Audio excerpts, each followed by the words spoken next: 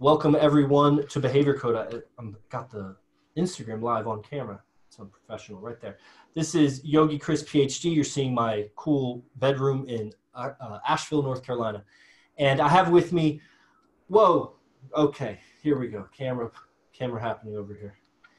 Akash Inti, and you know him from my Enlightened Masculinity podcast. And I just called it my Enlightened Masculinity podcast. Well, anybody that's following me, maybe you don't know, I have a podcast that's been co-hosted every episode since the beginning with Akash Inti. And we're talking today about seeing the future happen and making it happen and experiencing something that you've seen before, and specifically in the context of the studies of Arashji Bazaar, the messengers, the Tabiat program, breaking down the mind and seeing reality deeper, and then seeing it happen later after you see it deeper. And that's really cool. But Akash, you just came back from Hollywood, California, where you saw a red carpet event, to my knowledge, of an indie sci-fi winner of a indie film fest, I believe, or some film fest, sci-fi film. You'll tell me the details, but I know it was a winner, and I know a winner, and I like a winner. And I had an opportunity to be in this movie. And in that opportunity, I was taking a girl down to the street on 1600 Boulevard, and the scene that they shot all the guys in, I'm not in that scene because anyway. Akash, how are you doing, man? What can you tell us about this red carpet event that Arash and Vince Kelvin and so many of the close IMC people were in? Yeah, brother, absolutely incredible. I'm actually still in LA right now with one of our brothers. He's hosting me here at the Sola Art Gallery. So I've been spending the past couple days residing in the Sola Art Gallery, and it's incredible. Like, the ceilings are at least 10 feet. It's probably like 80, 90 by 100. So it's a really, really big space, and there's a lot of open space, and it's been incredible. Couches kind of like all over, big pieces of art kind of lying around. And it's incredible to have a brother who's willing to allow you to stay and reside in this place. So that's been awesome. That aside, yeah, the red carpet event was incredible. Was with Vince Hollywood Kelvin, and Arash Sapardi Bazaar. And they were accepting the award for Light Visions at the Hollywood Real Independent Film Festival. Yeah. The premiere of this movie is actually this coming Wednesday. So if you're catching it today, it would be tomorrow, Wednesday, February 19th at 8 p.m. at the Regal Cinemas. So really, really excited about it. And in and of itself, the event was cool because Vince has had so much time on the red carpet from his years with Kat Kramer, daughter of Stanley Kramer, and Stanley Kramer was just a big icon in the film industry over the years, being a top director. So Vince would often go with Kat and just know how to work the red carpet. And work it. It's amazing to see someone who's done that, like a master of doing that. How does he conduct himself? What was he doing? So that in and of itself was really cool. What did you notice? Come on, what did you notice? Yeah, so the first thing was that when going about taking photos, it's important to take photos in a group first, and then you do your individual photos. So whomever the whole group of actors or directors, whoever is representing the film that particular night, take a group photo first, and then take your individual photos afterwards. That was one big takeaway. The other, though, was just seeing kind of seeing the other types of actors, or seeing the other producers, directors themselves. How are they conducting themselves? We had a strong group. It was Arash, Vince, myself, Christian Delgado, and another of the actors. And it's just a strong group of men who really carry themselves well, each with their own kind of character and playing that character so well. Eyes were all over us, and really was incredible. I mean, and there was not I want to say like a deviation or any element that pulled away from that. Like, it was all strong. It was strong all the way around. Yeah, and I think it came down to everyone was on purpose. In other words, we knew that we were here at the event for one purpose and one purpose only. It was for Vince and Rosh to receive their award. And all of the attention that we captured was funneled towards that. And so it's just cool to see these four guys who are clearly cool as fuck pull their attention together and funnel it in one particular direction versus like one person going off on their ego being like, oh, I want to go talk to that girl or something like that. No, it's not about that. We're here for one reason and one reason only, to represent this film and make sure that whatever attention we get goes towards this film. And that was really, really cool in and of itself. So Love this. a couple things that I pulled away from that specific event. Yeah, that's huge and great advice too. And if you guys want, go back, listen to it again. And if you're listening to this recording, leave a comment, leave a review, subscribe to the iTunes, let us know what you think about it. And, oh, the phone just died. Oh, that's too bad. We'll get that started. Will you get me my cable? Thanks. Okay, so we're still going on Facebook and Zoom here. And did I put the Zoom link? I didn't put the Zoom link in the Facebook. Here you go, guys. It's always the same, zoom.us/J, and then it's these numbers. You just remember them like a number. It's 621-532-741. And that's how you come join the Zoom. So let me know when that's ready. It'll go to my computer. Here. It's okay, but yeah. Funny. It's all pull it into knots like this. It's good though, because it works. All right, here we go.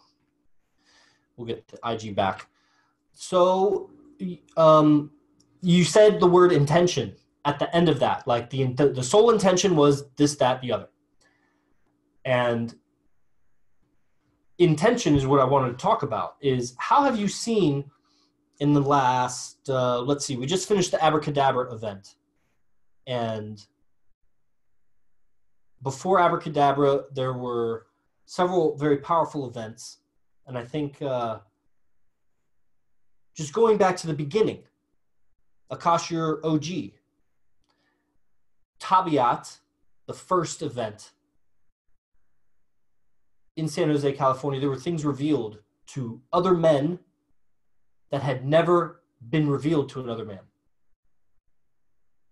about certain dangerous situations that only the people that were happening in it were aware of.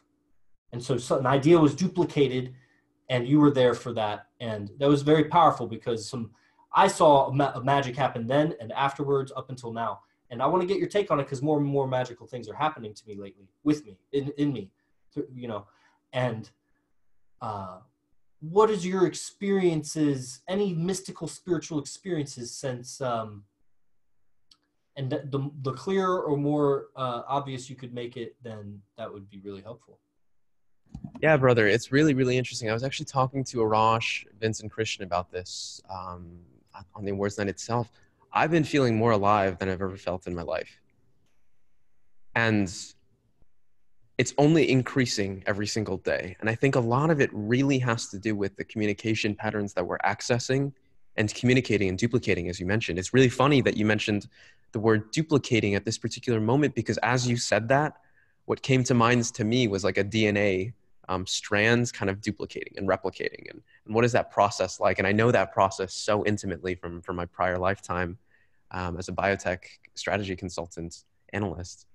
And it's so fascinating to me to see all of this and how magic is really happening in every single moment here. For myself, being on the red carpet, it's something I talked about. I literally wrote in my vision board over this past January, and it just happened in February. Like, that's wild. You know what I mean? Yeah. So to see how quickly change can happen. What was it that you wrote again? Being on a red carpet, like being at a red carpet event. Wow. Yeah, it happens very, very quickly. And as I write more in my journal with the purpose of almost writing a magical story or almost imagining whatever I want to happen, I'm seeing it happen faster and faster and faster. So I'm getting back to my journal very shortly after this podcast episode to write what will be next. But it's Yeah. also funny because I was watching a love spell lecture just earlier yesterday about one of the concepts, the concepts of the ninja. As you may remember, the three things that a ninja does or that they learn about, and it's the whole idea is be, do, have.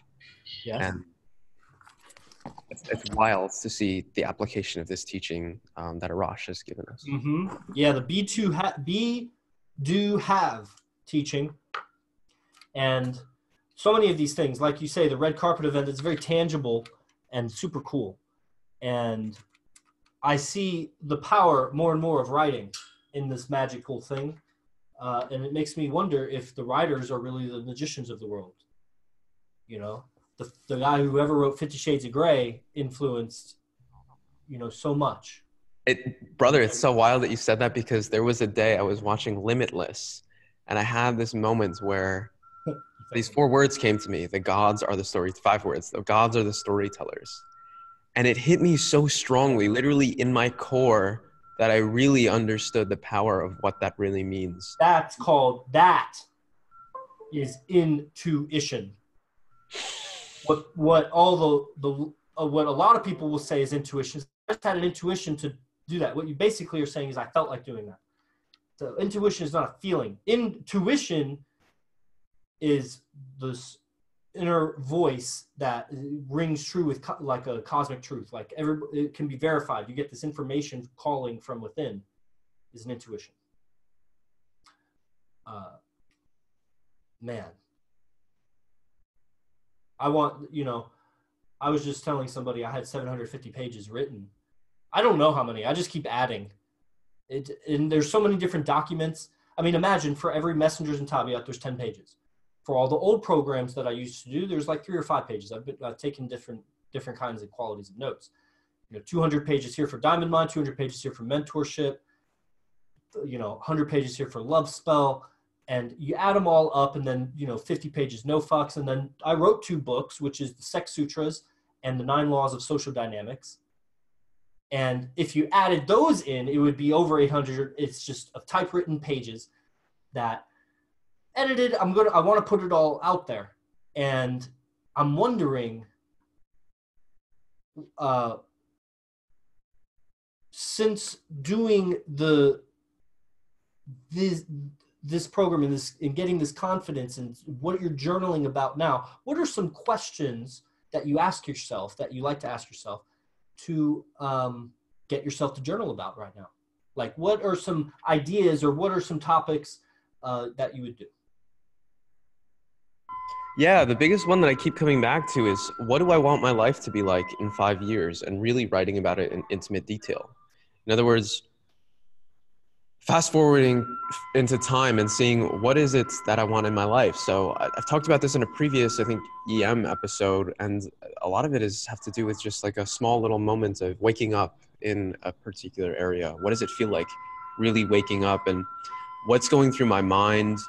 What is like the scent in the room? What is the feeling of the sheets on my body like? What does it sound like outside? What is my breath kind of like? These types of things. Right. Or it could be, again, like taking a shower, and these small little moments, just really diving really deeply and becoming acutely aware of the senses in those moments and describing those moments, whether it be on paper or vocally. It's such a strong exercise, because your mind starts to get attuned to what is that actually like. And before you know it, it actually begins to happen. And it's really, really incredible. And it really feels like magic to me in all aspects of that word. I don't even want to use the word incredible, because that means it's not credible. But does it? It doesn't really. It's like partially does. I realized recently through word magic, and this is Keys to the Matrix, which is the Messengers program from Arash.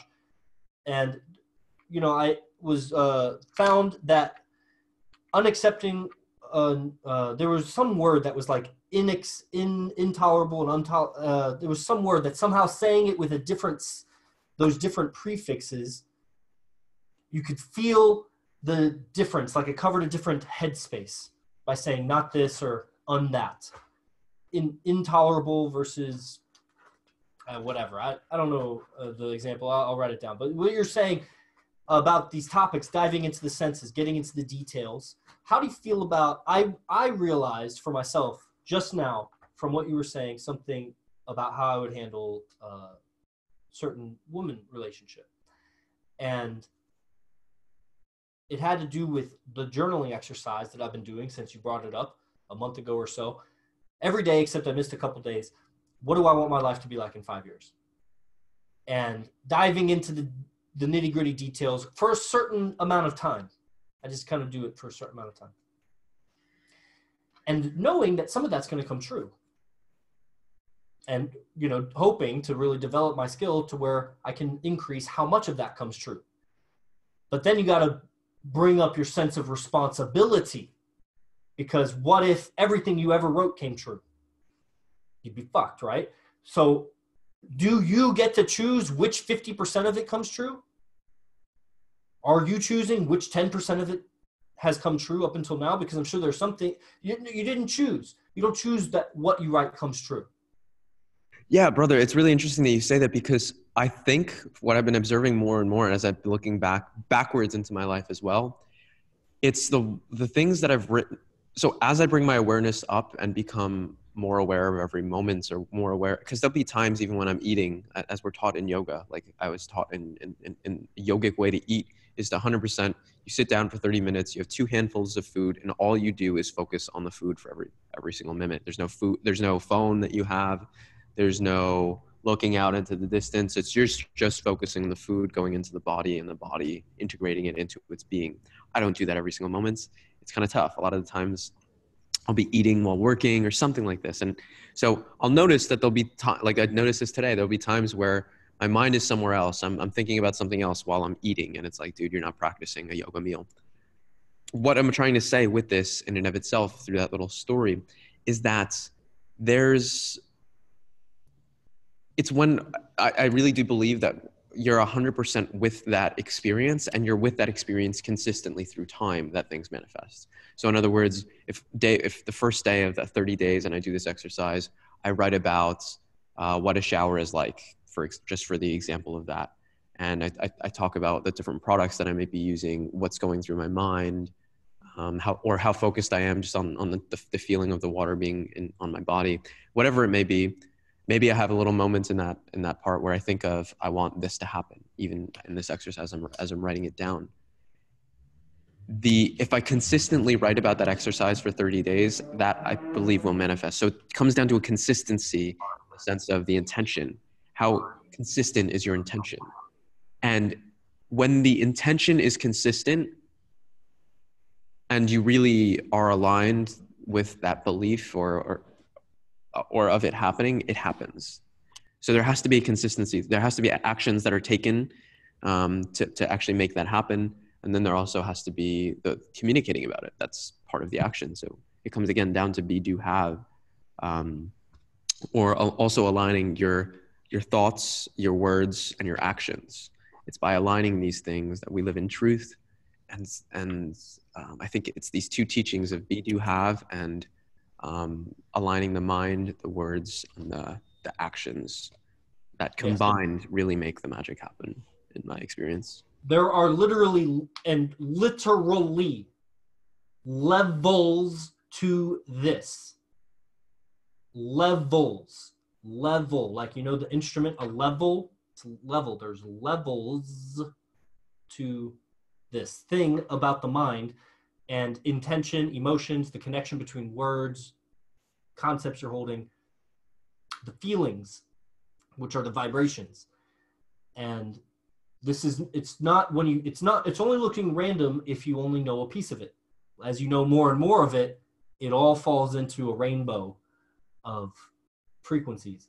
And you can measure it just like a guitar string or any instrument and play it. And you're becoming, you can tell where somebody is on the frequency range sometimes, especially if you're above them. It's harder to look up.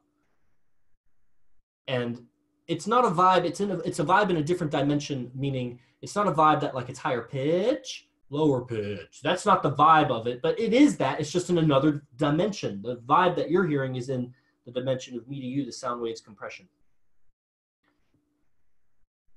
And your vibe, brother, is from whatever I'm seeing from behind or above or below or around, really sharp and refreshing. So I want to say, remember my guest here, that I'm not going to say something, but I may say something later. And this is going to be one of these things that I'm going to, because this is a moment that I'll create I'm writing right now with my words in the air, that there will be a story that I'm going to tell you, short story, that is going to be very relevant on podcast tomorrow. But I won't be saying it on podcast, but when I implicate it, there'll be a very strong feeling in you. And the feeling will just be related to a story that I'll write with some words. And that's all I want to say. There was more to what you were saying. Recap was the red carpet event. And then, we were going back into synchronous moments, that the key teachings of really manifesting and having these kinds of, creating your life from nothingness, from just deciding that this, and then expounding on that, but that this or that, and it comes to pass. And you can't prove to somebody that the environment around you that you see, you have already seen before in your own head. But you know it, you and your God, whoever your God is. And the two key teachings were be, do, have, and aligning your thought, your word, and what you do. And that's really powerful. So, okay, moving forward, the messengers, which is over. So it seems like there's a finite group of Tabiat Messengers graduates. It's almost like the 12 apostles or something. There's it really is. I don't know, there was Akash, Jason Sanchez, Peter Kirkwood, Brian Casella, and myself. First Tabiat. And then there was Jack Kirkwood and Oscar Ponce. Then there was Fernando Caro. Oh, sorry. There was Fernando Caro and Jack Kirkwood. And then there was Oscar Ponce. And then there was Jordan Susi. And finally there was, did I count them all? Finally there was Sultan Parvanta. And then there was Troy Olvera. And that was the last messenger. You forgot Yogi Christovildis. I counted myself. So there was 5 at the first one, then 2 at the second. And then there was Oscar, Jordan. No, Jordan, and then Sultan, and then Troy. Yeah, there was 11. And then there's been some extension program people also that have done it online many times. So of those, 6 of us are getting a mansion together. And we're going to, explore the levels here. And we'll be broadcasting about that, and that's very exciting. That's happening in California. That's going to be really cool. And this was all relevant to something. As you were saying, the 2 key teachings, putting those things together, creating the future, moving forward into the future, into that. What would you write about you wanting that to be like? Yeah, that's really interesting, brother. I think one of the things that Arash had spoken about, even before we had really started materializing this mention, was how it would be a center for gentlemen to come together to explore the highest levels of being as a spirit in this earth. And as that to be kind of the first and foremost purpose of this specific space. Now, these gentlemen obviously the spiritual aspect is that's the highest purpose of why they came together. Yet at the same time, they would still enjoy throwing parties with having beautiful women, inviting just iconic artists or individuals, sports players, what have you, kind of just people at the tops of their fields in many different fields, and allowing them a moment or a glimpse of what that type of lifestyle was like, knowing that at some point, in some way, shape, or form, those individuals on the outside desired to really get a better understanding of how is that like. So these are just a few of the things that I would begin with before incorporating Can just I add and like of we go course, back of and forth course. on it, and it's like almost like I add on to it, you add on to it, just like briefly, because I would add there'd be a lot of women, and the women bring around, of course, they be integrated in the business. It's a mansion, there's a lot of space. Why not work here? Here is a great place to work. Don't go to the building over there. This is a great place to work. We got lots going on, lots to do, and it builds a lot of communication, it builds a lot of noise. And distributing our social media locally, having our presence locally, all of the interactions, as you're saying, I see a lot of house parties with these people and with really integrating what Hypnotica teaches with that house party game. I want to expand on that element as well. I'll pass it back over to you if you have anything to add to that. Completely. And I think all of that actually comes about as a result of the men being so committed to that spiritual path. In other words, people are just they'll just get so curious as to like, dude, how are you guys doing this? How are you guys making this happen? How are you guys have such incredible health? How is your wealth at levels that have just never been seen before? And you're having more sex than anyone has imagined on planet Earth for these guys. So it's like, to me, it's like there's just so much, but they're so committed to that spiritual practice, to their discipline, the spiritual discipline, that all of that other stuff kind of happens around it. And it makes sense because these guys are so aligned in their ways of being and their ways of their commitments to not only their arts, but really their spiritual practice. Spiritual practice and the sexual escalation, the psychosexual energy, everything is sex. The whole universe is sex. The big fucking bang.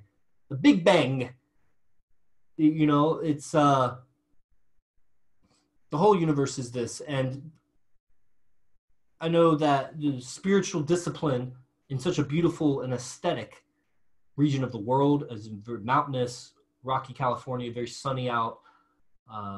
There's a lot of opportunities for walking in nature and bringing the spiritual path to the people, which is our spiritual of communication, of male-female harmony, of spreading a message of there's a way to use the energies that nature gave us with the imagination that God is us, and bring order to the chaos of nature in a way that just uses nature to order itself. It's a brilliance behind it.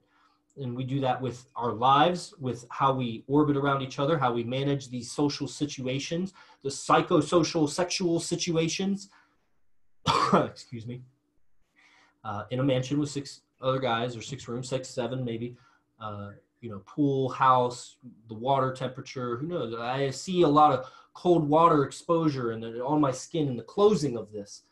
And then, lots of breathing, lots of warm sunshine and nature sounds, but also the sounds of the venues and the delicious warm food and the appreciation, you could say, of bringing together the social element of eating with the deep meditation, monk-like element of eating.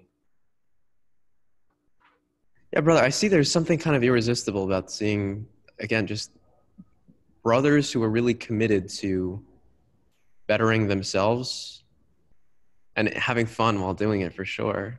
There's something irresistible of that, I think, to the feminine in and of itself. It's just seeing, because a lot of the life of the feminine is really chaotic, and to see the life of such order of these like few guys hanging out together, seeing how they can literally make anything happen at the snap of their fingers that's just so captivating. It's like, it's irresistible to the feminine. And so, making it happen. Yeah. And that's what we're practicing right now. And it's a back and forth of practicing. And that's what the house will be like, is a lot of this kind of practicing where practice becomes purpose. Practice. What are you practicing? You know.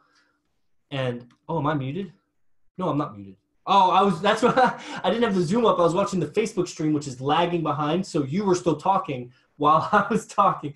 Anyway, you know, so much practice being around each other, critical mass. I know Fernando does broadcasts, you and I do broadcasts. I'm sure we'll do broadcasts with Sultan, and Jordan Susi will be there. Arash will have a room.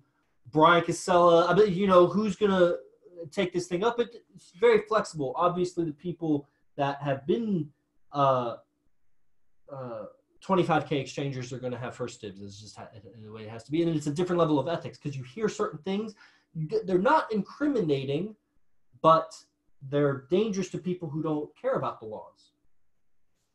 And so that's a danger in a different way. And those people is, wow, your toes bend a lot. These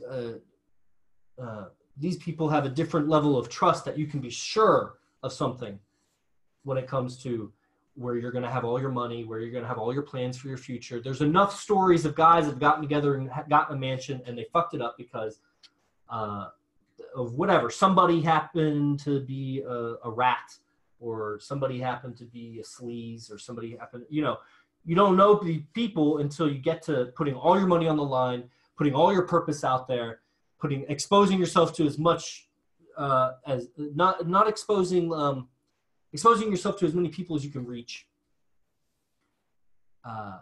All things come out. When you get exposed, the deeper you comes out. And so the deeper me will come out in this. And I'm ready for the deeper me to come out because I'm at the edge of greatness. I'm at the edge of a lot of power and influence that the next level becomes available to be legendary, mythical. And on that note, brother, I mean, I think it's really important for all of us to be aware that going through this experience will, as you're saying, reveal our insecurities. And that's not something, I think that one of the most interesting parts of this will be, how do we collectively respond to that? In other words, like, how does the whole group respond to the insecurities of one individual? But how does that happen for each individual, right? So how does the group respond to the insecurities of Akash? How does the group respond to the insecurities of Yogi Chris? And then each individual, how do they respond to all of these things? You know what I mean? There's going to be, this is just real. And I think on the path of growth and being real with each other is going to be paramount, in the sense of, look, dude, I see this is what you're fucking up on, and I'm being real with you. And the reason why I'm being real with you is because of the purpose of this place is for us to be real with each other. It's not for us to suck each other's dick and be like, oh, you're doing awesome here and blah, blah, blah. We need to call each other out on the true bullshit and really truly speak the truth. And how we go about doing that is that really this is going to test our powers of social dynamics. Because again, we're dealing with really high quality gentlemen. And how do you treat that man, knowing that he is a he as well, and understands order and understands all of these concepts and studies them at very high levels? How are we interacting and engaging with each other in the tough moments as well? Yeah, and there will be definitely tough moments. And one of the first things that I want to say, and then we need to end it because we could just talk forever. We'll do it again. And I'll answer there's a couple questions, the basic questions. One of the ways to handle that is have a lot of space. That's why we need a mansion, right? So you have your own space to order, and you have your own workspace, and so on. And then we also navigate sharing that space. We got Soul Grown. Always people on Zoom, their questions and comments get answered or regarded first. Soul Grown. In other words, intuition is God's voice, but God's voice, exclamation point. It's I claim personal responsibility for that definition. That's not like the dictionary definition of intuition, because the subconscious is connected. This is silent flute, so maybe I shouldn't teach. I don't know. What do you think? Should I give the teaching, or should I move on to a little bit, tiny bit, small amount? The subconscious is playing out a record, and every record has only certain notes on it. It doesn't have every note on it. So it's a finite amount of infinite possibility. Your subconscious is playing a finite song out of everything that could possibly be played. And that's determining your future because you're not in control of your subconscious 97% of whatever. Your body, brain, mind. So it would be wise to, okay, intuition is God's voice. So that's what intuition comes from that. Sorry, I pulled on you too much. The intuition is your subconscious. Intuition. Your tuition. You like pay into yourself. Intuition. So don't mistake it for God's voice. God doesn't have a voice. As soon as you say God's voice, then there was God's silence. And both of those are God, but then God was also everything. God would be also the counter statement to whatever God's voice said. You could call it the devil, but then they're both what are they? Are they equals and opposites? That's male, female. Polarities. Is that God? Polarities? They are gender opposites that operate through a polarity of frequencies. Okay. There was a comment here on yes, teach. Oh, somebody demanded that I teach. I hope to be part of that program when I have 25,000, Dilrod says. It may be available if you came up with the 25K, but it's been put aside. So if you're really burning for the one-on-one, I think it's just now it's at the point where a one-on-one is 25K. So if you want a 3-day one-on-one, 25K. Andrew Dawson says, what's your PhD in? Environmental engineering sciences. And you should know that PhD represents philosophy degree. So I have a PhD in the philosophy of environmental engineering science. And what is that? My dissertation is on YouTube. You can find it on my my website. So this is my opportunity to shout out my website. ninthlimb.com is the number 9. Find online training with me there. You'll find Arash's program. All the links and everything will be in the description for this. Thanks so much to Akash coming on. Everybody, I love having an audience. It's funny, we had equal number in the audience on all 3 platforms like the whole time. So I just saw 444, which is great. But the numbers keep growing. So if you're finding this later, subscribe, you know what to do, and share it if you think, and if you're interested in, if you're sincerely interested in messengers or upcoming events, then just send me a message. Namaste. Namaste.